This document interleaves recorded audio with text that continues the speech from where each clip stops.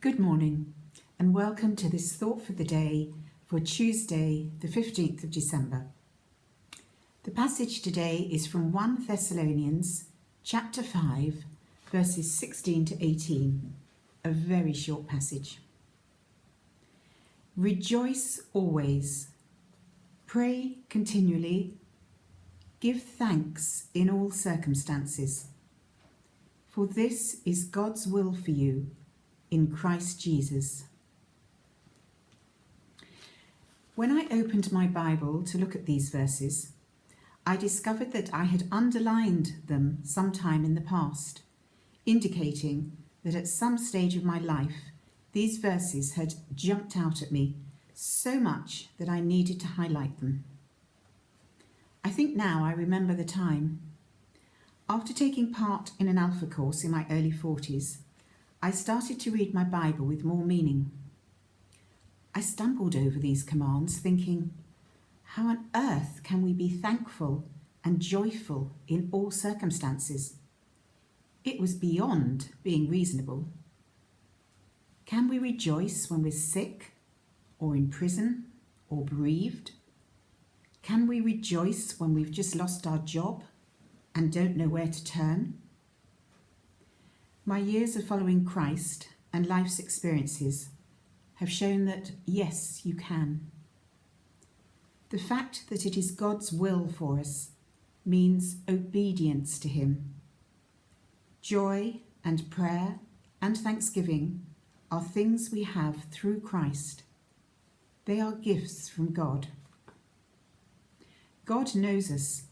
He knows our weaknesses and struggles. He knows the challenges we face in our everyday lives. I know that even after the worst day, I can find things to give thanks for, knowing that God has worked something good for me and for others by what happened that day. How much better we feel for turning negatives into positives. Corrie ten Boom and her sister Betsy, who were prisoners in Ravensbrück concentration camp during the war, tells a wonderful story which I think illustrates this. The camp was horrible. Fleas nearly drove them crazy. Fleas were everywhere. Fleas got in their hair and under their skin. Fleas made it impossible to sleep. Corrie and Betsy had no soap or flea powder. The fleas swarmed unchecked. It was terrible. Betsy mentioned this verse, "In everything give thanks."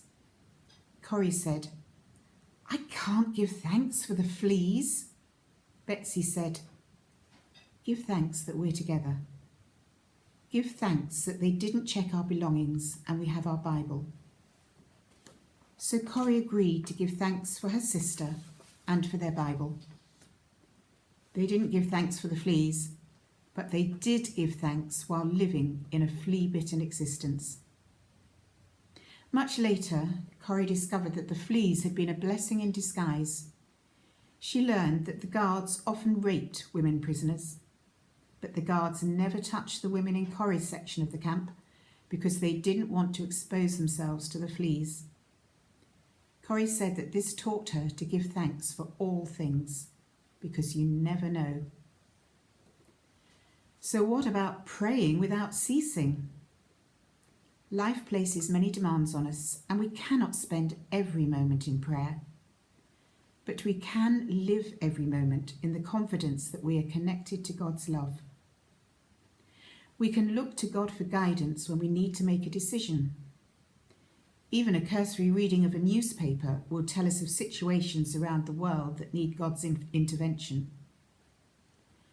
There are any number of people deserving our prayers: our family, our friends, the church and its members, church leaders, governmental leaders, the person standing in line with us at the supermarket.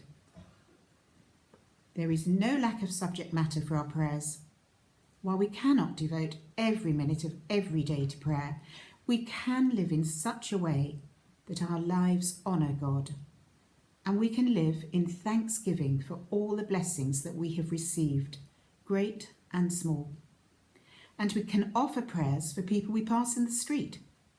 The possibilities are endless. And so Paul says, pray constantly. Another story.